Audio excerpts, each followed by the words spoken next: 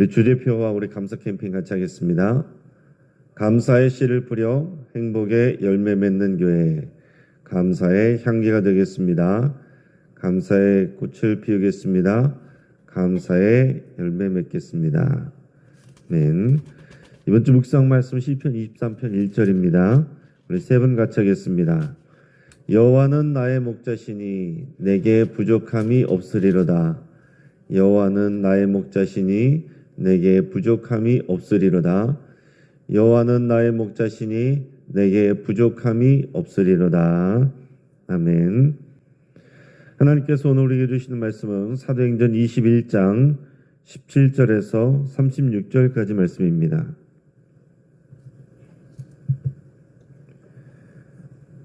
사도행전 21장 17절에서 36절까지 말씀을 우리 교독하겠습니다. 오늘 본문을 통해서 흔들리며 꽃은 핀다 라는 제목으로 말씀의 은혜를 같이 나누겠습니다. 여러분, 도종환 시인의 흔들리며 피는 꽃은 이렇게 시작하죠. 흔들리지 않고 피는 꽃이 어디 있으랴. 이 세상 그 어떤 아름다운 꽃들도 다 흔들리면서 피었나니 흔들리면서 줄기를 곧게 세웠나니 흔들리지 않고 가는 사랑이 어디 있으랴. 여러분, 이렇게 꽃을 피우기 위해서도 많이 흔들리는 일들이 있습니다. 또한 과실수를 보면 과일이 맺히려면 꽃이 져야 됩니다.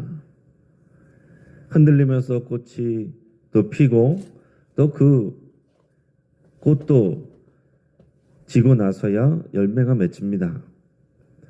여호와 하나님께서 우리를 구원하시기 위해서 독생자의 생명까지 내놓으셨습니다. 여러분, 세상이 거저되는 일이 어디 있습니까?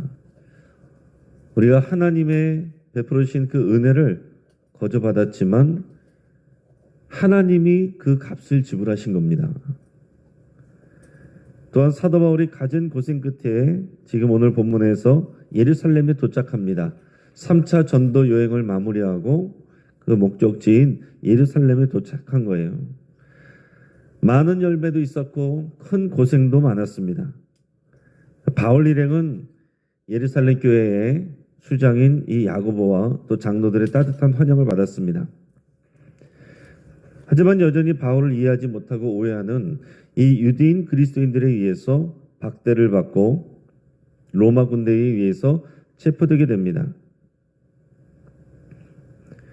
이후의 역사를 쭉 보면 이 또한 놀라운 하나님의 섭리이지만은 그 모든 것을 자세하게 그 뒤의 일까지 알 수 없는 바울의 입장, 또 바울의 마음은 어떻겠는가, 여러분 한번 곰곰이 생각해 보시길 바랍니다. 먼저 오늘 본문의 17절에서 20절 상반절까지 한번 같이 읽겠습니다. 예루살렘에 이르니 형제들이 우리를 기꺼이 영접하거늘 그 이튿날 바울이 우리와 함께 야고보에게로 들어가니 장로들도 다 있더라. 바울이 문안하고 하나님이 자기의 사역으로 말미암아 이방 가운데서 하신 일을 낱낱이 말하니 그들이 듣고 하나님께 영광을 돌리고. 아멘. 여기까지 읽겠습니다. 자, 바울이 3차 전도 여행을 마치고 지금 예루살렘에 도착한 겁니다. 자, 예루살렘에서 바울이 결박을 당하고 환난당할 것이라는 예언을 그 앞에서 미리 들었습니다. 그래서 많은 사람들이 바울에게 가지 말라고 그랬습니다. 그러나 바울은 예루살렘의 행을 피할 수 없었습니다. 왜냐하면 너무나도 중요한 의미가 있기 때문에 그래요. 자신의 안위보다 더 중요한 것은 십자가 복음의 결실을 맺는 것입니다. 예루살렘 교회에 와야 그 복음의 결실을 맺게 되는 겁니다. 지금 바울은요, 혼자서 예루살렘에 오지 않았습니다. 이 헬라 지역을 대표하는 이방인 그리스도인들 7명과 함께 동행했습니다. 그러니까 이들은 이방 세계의 대표라고 할 수 있어요. 그리고 그들은 아시아, 마게도니아, 아가야 지역의 이 교회 성도들이 또 믿음으로 모은 거액의 헌금을 같이 가지고 왔습니다. 여러분, 이것은 지금 단지 돈의 문제가 아닙니다.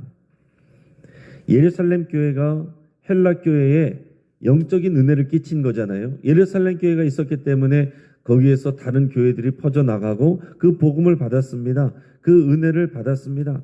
이것을 감사하는 마음, 또 기근으로 인해서 어려움을 당하고 있는 예루살렘 교회를 향한 긍휼한 마음, 이런 마음으로 헬라 교회가 정성껏 헌금을 모았습니다. 여러분, 다른 바울 서신서들 보면 이 지역의 다른 헬라 지역의 이 교회들을 향해서 서신서를 보낼 때 예루살렘에 보낼 그 헌금을 미리 잘 준비하라고 여러 번 당부하는 것을 볼 수가 있습니다.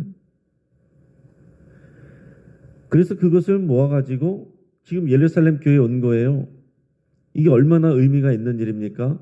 유대인들과 헬라인들은 하나가 될 수 없는 사람들입니다. 같이 있으려고도 안 하는 사람들입니다. 헬라인들이 할례를 받고 유대인들 안에 유대교로 들어오면 모를까 그들이 같이 할 일이 없는 사람들입니다. 그런데 그 헬라인들에게 헬라 지역에 하나님이 동일하게 역사하시고 복음이 선포되고 성령이 임하시고 교회가 세워지고 그뿐만이 아니라 헬라 지역의 교회들이 예루살렘 교회에 있는 그 교회를 돕고 그들의 대표가 와서 예루살렘 교회 대표들과 만나는 자리다라는 겁니다. 이게 너무나도 놀라운 일인 거예요. 이것은 오직 복음의 결과입니다. 복음의 결실입니다. 우리 주 예수 그리스도의 십자가 보혈이 모든 막힌 담을 허물었다라고 그랬고 그것이 대표적으로 유대인들과 이 이방인들, 헬라인들의 그 막힌 담을 허물어 버리신 겁니다. 그런데 그것이 지금 오늘 현장 가운데서 이루어지는 거예요. 너무나도 뜻깊은 자리입니다. 이들이 이렇게 모일 수 있는 것은 오직 예수 그리스도 그 이름 때문이에요. 바울은 3차 전도 여행 중에 하나님께서 행하신 놀라운 역사들을 간증했고 또 야고보와 장로들은 놀라워하면서 하나님께 영광을 돌렸습니다. 자, 그런데 아쉽게도 보면 이 사도행전의 저자인 누가는 이런 내용에 대해서는 자세히 기술하지 않습니다. 그래서 제가 이렇게 설명드리기 전에는 이런 내용과 상황들을 여러분 잘 인식하지 못할 거예요. 그러나 이런 상황을 정확하게 이해를 해야 우리가 복음의 성과를 알 수가 있는 겁니다. 그리스도의 피가 이 모든 막힌 담을 허물어서 그 복음이 전해져서 이방인 지역에 성령의 역사가 임하고 교회가 세워지고 그들의 대표가 예루살렘 교회를 돕기 위하여 헌금을 모아서 이렇게 예루살렘까지 와 있다는 것. 그래서 이 예루살렘 교회 대표인 야고보와 장로님들 그리고 헬라 교회 대표들 그들이 함께 만나서 하나님께 영광을 돌리고 사랑의 교제를 나눈다는 것. 이게 너무나도 놀라운 복음의 열매이고 이것이 여러분 오직 복음으로 이루어지는 결과입니다. 복음으로는 모든 막힌 담이 허물어지고요. 그리고 화목하게 되고 연합하게 되고 일치를 이루게 되고 이게 복음입니다. 이 현장이 바로 이 자리였어요. 자, 그런데 야고보와 장로들은 하나님께 영광을 돌렸습니다. 그렇지만 작지 않은 문제가 있었어요. 그리고 이 누가는 이 사도행전에서 그 이후에 이뤄지는 이제 문제들에 대해서 더 집중하면서 보고를 합니다. 문제가 있었는데 그게 뭐냐면 지금 야고보와 장로들은 바울과 그 일행을 환영했습니다. 근데 바울을 오해하고 있는 유대인 그리스도인들이 많이 있었어요. 20절 하반절부터 26절까지 말씀을 우리 같이 읽겠습니다. 바울더러 이르되 형제여 그대도 보는 바에 유대인 중에 믿는 자 수만 명이 있으니 다 율법의 열성을 가진 자라. 네가 이방에 있는 모든 유대인을 가르치되 모세를 배반하고 아들들에게 할례를 행하지 말고 또 관습을 지키지 말라 한 다음을 그들이 들었도다. 그러면 어찌할꼬 그들이 필연 그대가 온 것을 들으리니 우리가 말하는 이대로 하라. 서원한 네 사람이 우리에게 있으니 그들을 데리고 함께 결례를 행하고 그들을 위하여 비용을 내어 머리를 깎게 하라. 그러면 모든 사람이 그대에 대하여 들은 것이 사실이 아니고 그대도 율법을 지켜 행하는 줄로 알 것이라. 주를 믿는 이방인에게는 우리가 우상의 제물과 피와 목매어 죽인 것과 음행을 피할 것을 결의하고 편지하였느니라 하니 바울이 이 사람들을 데리고 이튿날 그들과 함께 결례를 행하고 성전에 들어가서 각 사람을 위하여 제사 드릴 때까지의 결례 기간이 만개된 것을 신고하니라. 아멘. 자, 이게 무슨 얘기냐면 지금 예루살렘에만 해도 유대인들 중에 예수님을 믿고 그리스도인인 성도들이 수만 명이 있다라고 그랬습니다. 자, 근데 학자들에 의하면 그 당시 예루살렘에 있는 유대인들의 인구가 5만 명 정도 될 것으로 추산을 하고 있습니다. 이제 절기 때 순례객들이 다 모이면 그때는 20만 명까지 됐을 것으로 봅니다. 자, 그런데 지금 야고보 사도가 말하기를 유대인들 중에 그리스도를 믿는 사람들이 수만 명이라고 그랬는데 이것은 아마도 예루살렘 교회에 거기에 있는 이제 성도들과 또 순례객들 중에 이 성도들까지 포함한 것이지 않겠느냐 이렇게 생각을 합니다. 자, 아무튼 중요한 것은 많은 유대인들이 예수님을 믿고 그리스도인이 됐습니다. 그런데 이들은 여전히 율법을 믿고 율법을 실천합니다. 그 율법의 성과로 예수님이 오셨다는 것을 믿지만은 여전히 그들에게 하나님의 말씀 성경은 율법입니다. 그 당시에 다른 성경은 없습니다. 그러니까 당연히 하나님의 말씀은 율법이고 또 선지서고 그것을 믿는 거예요. 자, 그런데 사도 바울 같은 경우는 어떻습니까? 사도 바울은 예수 그리스도의 빛으로 율법을 샅샅이 새롭게 읽고 해석하여서 복음의 깊은 의미를 깨달았습니다. 그렇기 때문에 이 율법에 있는 이런 제의적인 조항들, 절기를 지켜야 된다거나 할례를 지켜야 된다거나 음식법을 지켜야 된다는 거나 이런 것들은 이제 예수 그리스도 안에서 더 이상 지킬 필요가 없다라는 것을 알게 됐어요. 깨닫게 됐습니다. 그러나 율법을 버리는 것이 아니죠. 예수님도 말씀하셨지만 나는 율법을 폐하러 온 것이 아니고 완성하러 왔노라 그렇게 말씀했습니다. 그 율법의 정신, 하나님을 사랑하고 또 이웃을 사랑하는 이 정신은 바뀌지 않았습니다. 자, 그런데 이런 구체적인 복음의 깊은 의미를 사도 바울은 깨달았습니다. 그래서 헬라 지역에 나가서 복음을 전할 때 그들에게는 할례를 받을 필요 없다라고 그랬습니다. 그런데 더 나가서 이제 유대인이라도 이 믿음이 있으면 할례 받을 필요가 없다. 이 율법에 나오는 그런 제의들을 다 지킬 필요가 없다. 이런 것을 가르쳤습니다. 그랬을 때에 이 유대인 그리스도인들은 어떤 마음이었겠어요? 하나님의 말씀이 여기 있는데 하나님의 말씀을 어기네? 율법을 지킬 필요가 없다 그러네? 율법 폐기론자, 하나님의 율법을 업신여기는 자, 이렇게 오해하는 사람들이 많았다는 겁니다. 그래서 사도 바울이 계속 고난을 당한 것은 로마 사람들한테 핍박받는 게 아닙니다.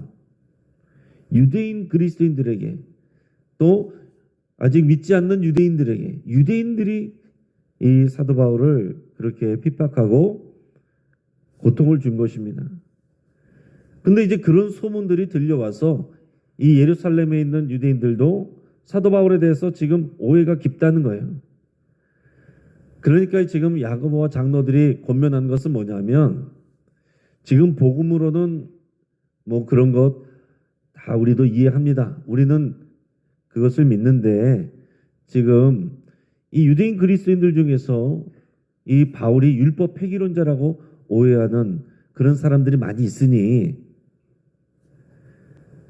당신이 지금 율법을 업신여기는 사람이 아니라 율법을 지키는 사람이란 것을 좀 보여줄 필요가 있습니다. 이번에 네 사람이 서원을 해서 이 결례에 참여하게 되는데 이 결례에 사도 바울 당신도 참여하시오. 그리고 그 사람들이 이 결례를 위해서 머리 깎는 그 비용을 당신이 다 대시오. 그러면은 다른 이 유대인 그리스도인들이 그것을 보고 아, 사도 바울도 율법을 지키는 사람이구나. 우리가 오해했구나. 이렇게 생각할 겁니다. 그러니 그렇게 하시오라고 그랬습니다. 여러분, 복음으로 보면 그럴 필요가 없는 일이에요. 더 이상 그런 일을 하지 않아도 됩니다.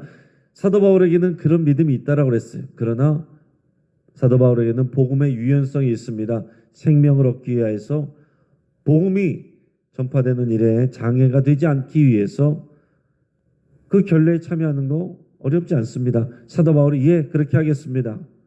그렇게 하고서 그들과 함께 결례에 참여해서 성전에서 일주일 동안 있다가 나왔어요. 자, 이런 내용들을 볼 때에 사람의 고정관념이 참 쉽게 바뀌지 않는다. 그러나 이해는 됩니다. 그 당시에 성경은 구약율법만 있기 때문에 그 율법에 나와 있는데 이제는 예수님이 오셨고 그렇게 하지 않아도 됩니다. 복음을 깨닫고 얘기한 그것을 따라갔는데 율법에 있는 것을 안 지켜도 됩니다 하는 것을 믿기가 얼마나 어렵겠느냐 하는 것입니다.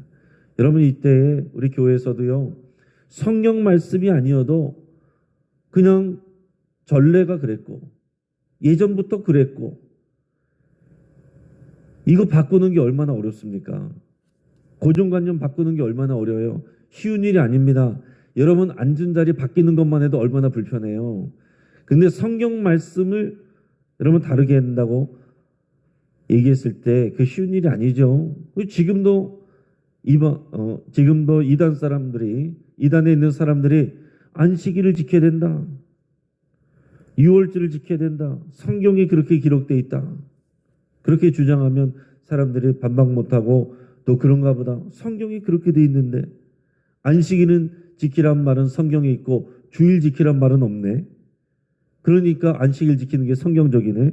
지금도 이렇게 생각하고 미혹되는 사람이 얼마나 많습니까?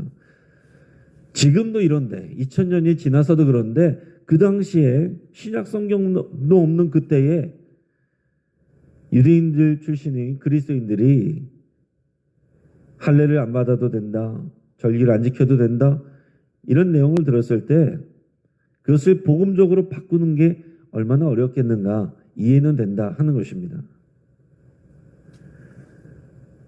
자, 그래서 지금 이런 놀라운 복음의 성과를 가지고 예루살렘을 어렵게 왔는데, 그래서 이제 결례에 참여하면서 또 그들의 또 오해를 불식하기 위해서 이런 노력도 했는데, 그럼에도 불구하고 유대인들이 사도 바울을 박해를 합니다. 27절에서 30절까지 말씀을 우리 같이 읽겠습니다. 그 이래가 거의 참에 아시아로부터 온 유대인들이 성전에서 바울을 보고 모든 무리를 충동하여 그를 붙들고 외치되, 이스라엘 사람들아 도우라. 이 사람은 각처에서 우리 백성과 율법과 이것을 비방하여 모든 사람을 가르치는 그 자인데 또 헬라인을 데리고 성전에 들어가서 이 거룩한 곳을 더럽혔다 하니, 이는 그들이 전에 에베소 사람 드로비모가 바울과 함께 시내에 있음을 보고 바울이 그를 성전에 데리고 들어간 줄로 생각함이라. 온 성이 소동하여 백성이 달려와 모여 바울을 잡아 성전 밖으로 끌고 나가니 문들이 곧 닫히더라. 아멘. 자, 지금 결례를 참여하기 위해서 일주일 동안 성전 안에 바울이 머물고 있습니다. 근데 이때가 지금 절기에 맞춰서 사도 바울이 왔잖아요. 이 절기에 맞춰서 마침 이 아시아 지역에 있는 소아시아 쪽에 있는 유대인들이 성전에 왔습니다. 그러니까 주로 이제 에베소에 있는 사람들이, 그 사람들이 성전에 왔다가 순례 때문에 왔다가 거기에 있는 사도 바울을 본 겁니다. 그러면서 이 사람들이 또 흥분하면서 이 유대인들, 또 유대인 그리스도인들을 선동을 했습니다. 그러면서 말하기를, 이 사람은 이 소아시아 각 지역을 돌아다니면서 율법을 지키지 않아도 된다고, 그러고 돌아다녔다고 이렇게 말을 합니다. 율법을 비방했습니다. 그리고 헬라인을 데리고, 할례받지 않은 헬라인을 데리고 성전에 들어서 그래서 거룩한 곳을 더럽혔다라고 이렇게 주장을 했습니다. 자, 율법을 비방했다. 이것은 해명이 필요한 말이죠. 그 율법을 어기자고 하는 것이 아니라 복음이 그러니까 예수 그리스도가 그 율법을 성취하셨고 이제 그 정신은 지키되 그 구체적인 조항은 안 지켜도 된다는 그 얘기를 한 것인데 이것은 설명이 필요한 내용이고요. 헬라인을 데리고 성전에 들어가서 성전을 거룩성을 더럽혔다. 이것은 완전한 오해입니다. 거짓 뉴스, 가짜 뉴스. 그들이 오해한 것입니다. 그들이 함께 다니던 사도 바울이 데리고 다니던 헬라인 드로비모 함께 있는 것을 보고서 예전에 당연히 성전에 들어간 줄 알고 이들이 그 오해를 가지고 지금도 얘기를 하는 거예요. 자, 그런데 지금 상황을 보면 이게 지금 정확하지 않은 사실입니다. 그런데도 불구하고 바울을 고발하는 이런 사람들의 이야기만 듣고 수많은 사람들이, 군중들이 분노해요. 마치 확인되지 않은 가짜 뉴스 듣고 사람들이 다 분노하는 것처럼. 여러분, 이 군중 심리란 게 이렇게 무섭기도 하고 미련하기도 한 것입니다. 사실 확인이 안 된 상태로서 군중이 같이 분노하면요, 그 군중 심리에 휩쓸려서 뭐 때문에 화냈는지도 모르고 그냥 그 화에 많은 사람들이 휩쓸리게 되는 거예요. 그래서 사람들이 화가 나가지고 몰려들어서 성전 안에서 바울을 죽이려고 붙잡아가지고 성전 밖으로 끌고 나왔다라고 그랬습니다. 지금 왁자지껄 난리가 났습니다. 이 소문이 가이사랴에 있는 로마 천부장의 귀에 들리면서 천부장이 군인들과 백부장들을 거느리고 와서 일단 바울을 체포하여 영내로 데리고 들어가게 됩니다. 35절 36절 같이 읽겠습니다. 바울이 중대에 이를 때에 무리의 폭행으로 말미암아 군사들에게 들려가니 이는 백성의 무리가 그를 없이 하자고 외치며 따라가미러라. 아멘.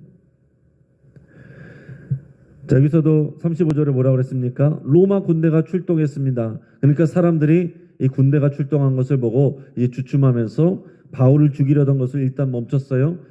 그래서 이 로마 군대가 바울을 일단 데려갑니다. 일단 무슨 일인지 모르니까 사람이 죽게 생겼으니까 그를 보호하기 위한 차원도 있어요. 그러면서 그를 데려가서 이제 쇠사슬로 묶는데 뭔지는 모르지만 일단 문제가 있는 사람인가 보다 하고서 잡아가는데요. 35절에 보면 유대인들이 따라가면서 사도 바울을 폭행을 해가지고 사도 바울이 걸어간 것이 아니고 들려서 갔다라고 그랬습니다. 우리가 읽은 본문이 여기까지입니다. 이 말씀을 정리합니다. 지금 바울과 헬라 대표단이 예루살렘을 방문한 것은 정말 놀라운 복음의 성과입니다. 너무나도 아름다운 일이고 이것이 정말 하나님께 영광이 될 만한 일이에요. 그런데 안타깝게도 오늘 사도행전에서는 그런 내용이 자세히 부각되어 있지는 않습니다. 예루살렘 교회 장로들은 그들을 환영했지만 성난 유대인 그리스도인들의 민심을 잠재우기 위해서 바울에게 결례에 참여하라고 그랬습니다. 바울은 이것도 다 수용했어요.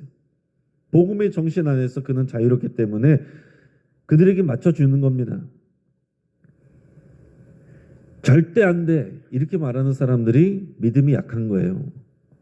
복음은 유용성이 있습니다. 유연합니다. 진리가 훼손되지 않는 문제 같은 경우에는 다 맞춰줄 수 있다는 거예요. 바울이 많이 양보했는데 불구하고 많은 유대인 그리스도인들이 바울을 오해하고 죽이려고 했습니다. 자, 그들은 예수님을 믿고 있습니다. 그러나 복음으로 무장되지 않았어요. 복음적인 가치관보다는 자신들이 가지고 있던 전례와 전통과 관습이 그들을 붙들고 있는 겁니다.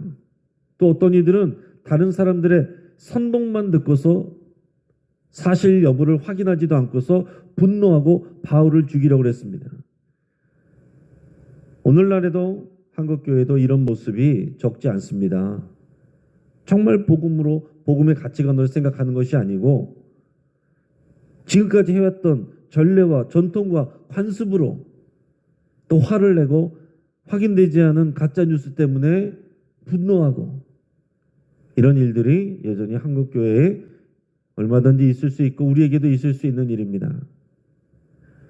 이런 소유를 멈추기 위해서 로마 천부장이 출동해서 바울을 체포합니다.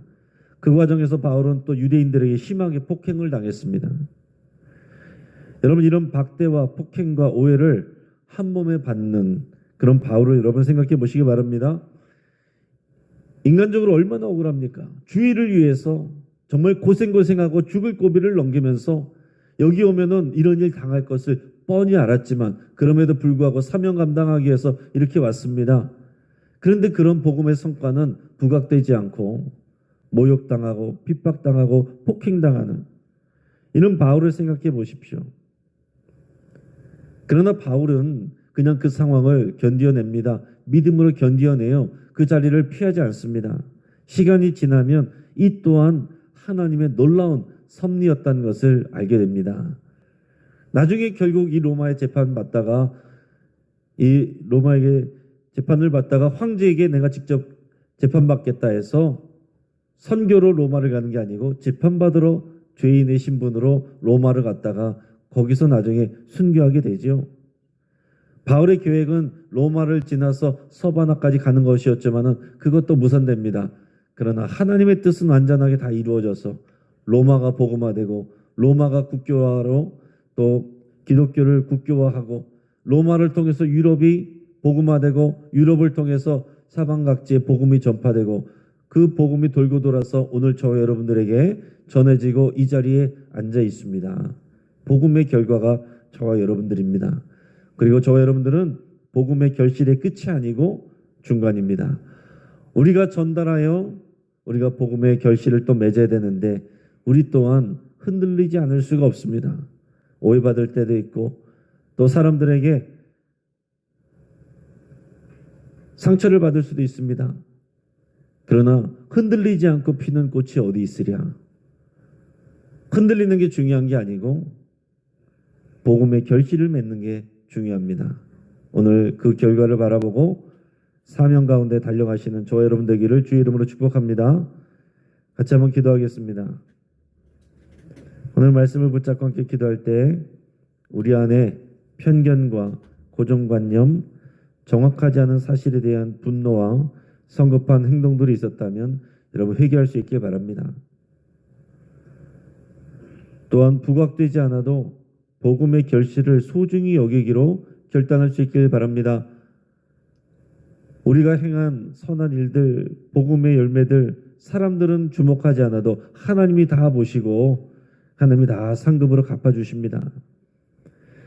우리가 사명 감당할 때 흔들리는 일이 있어도 끝까지 사명 감당하기로 여러분 결단하며 또 사도 바울과 같이 그 길을 따라가기로 그렇게 기도할 수 있게 바랍니다. 여러분 환우들을 위해서 같이 기도해 주시기 바랍니다.